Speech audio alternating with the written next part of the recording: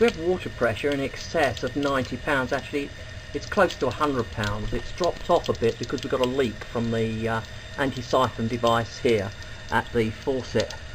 In fact, actually, that is the faucet itself is leaking badly. It's also loose in the wall and flopping around. That needs to be fixed properly. But the main thing is the water pressure is far too high. It shouldn't exceed 80 pounds, and it's actually close to 100. This is the water heater inspection. What I'm looking for is correct installation. It's not installed correctly. It hasn't got a safety pan, and it should have one.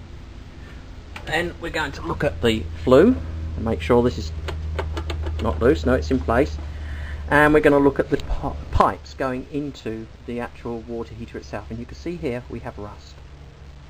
Now what that indicates, and we've got it on both sides, what that indicates is that there is deterioration in the condition of the water heater, and that's been occurring since it's installed because we have a lot of the water here is very acidic, and as a result it starts to corrode the system.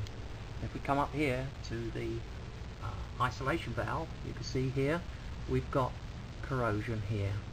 So I would recommend that this water heater is replaced. The reason I say that is that if it's got corrosion on the outside there, it's almost certainly going to have corrosion inside. Just a tip to people moving houses: do clear your house out and don't leave it all crowded so the home inspector has a difficult time. Makes him very antsy. This is the temperature pressure relief valve, and I should be able to open it, and I can't. It's jammed, locked, shut. This must be replaced. It's now dangerous.